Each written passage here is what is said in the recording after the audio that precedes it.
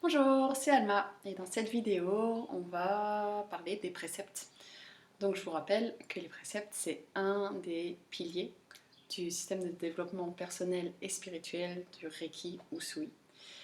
On rappelle rapidement les 5 piliers, mais voilà, surtout niveau 1, les 3 de base. On va vraiment avoir les méditations, donc on les verra dans d'autres vidéos, les préceptes et la canalisation d'énergie.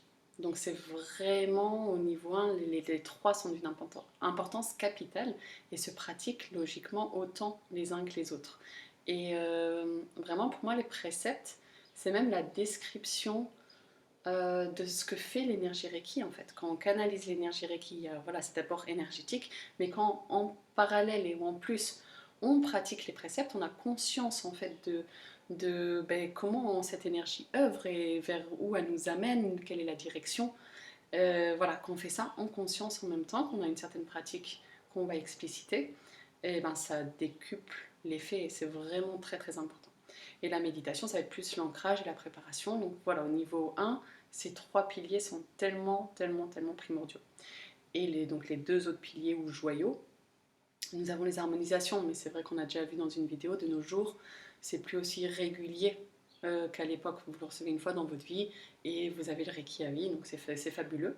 Mais voilà, c'est pas quelque chose que vous pouvez pratiquer. Et nous avons donc les symboles et les kotodama que nous n'abordons pas a priori au niveau 1. Donc pareil, au niveau 1, vous n'allez pas forcément les pratiquer. Voilà, donc aujourd'hui, là, dans cette vidéo, on va quand même voir les préceptes, donc c'est vraiment très très important.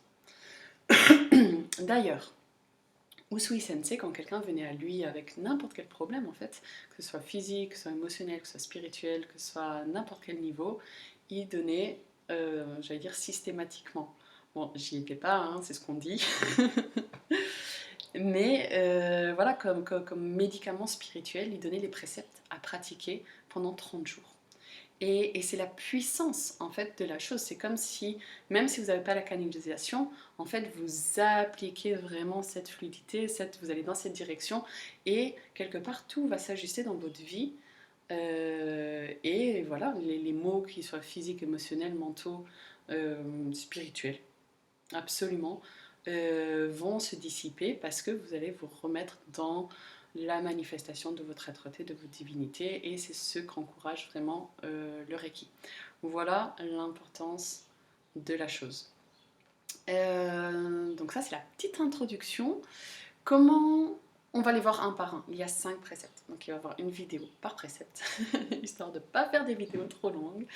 Juste comment les préceptes se pratiquent. Et l'important, il y a plusieurs pratiques, mais celle de base, surtout les premiers mois, on va dire 2-3 mois minimum. Après bon, ça dépend des personnes. Vous allez voir, c'est vraiment le temps de les intégrer.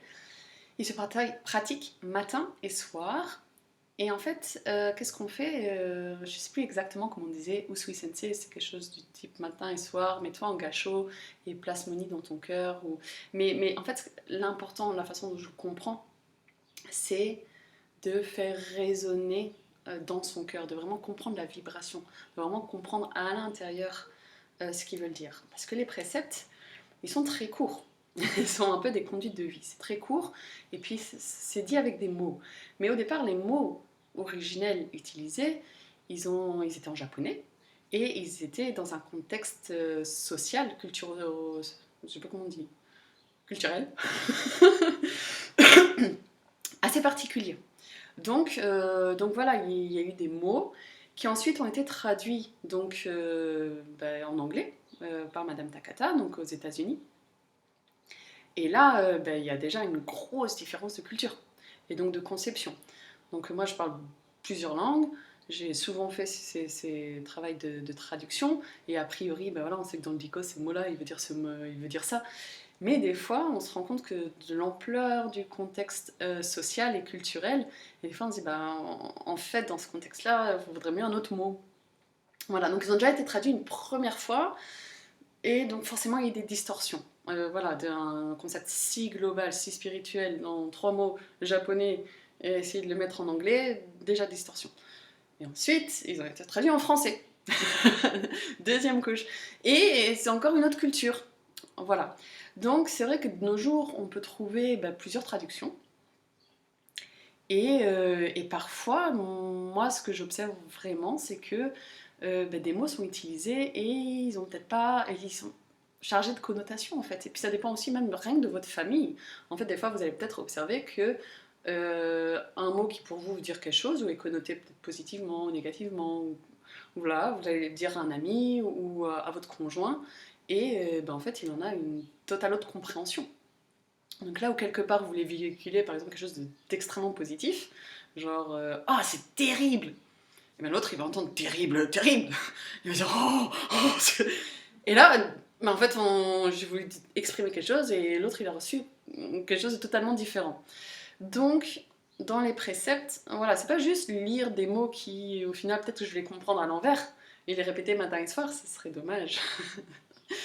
L'intérêt, c'est vraiment en fait de toucher l'essence de ce qui a voulu être transmis, de vraiment concevoir, comprehend, assimiler, comprendre, avec la sensation du corps peut-être. Bon, moi je suis kinesthésique, mais à votre manière, vraiment appréhender, assimiler, comprendre la direction, l'énergie, ce que ça veut dire dans le cœur.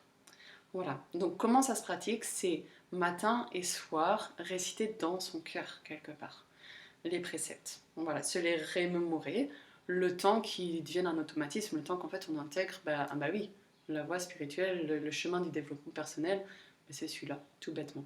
Moi je vois très souvent les préceptes comme les petites lumières là sur les pistes d'atterrissage ou de décollage des aéroports.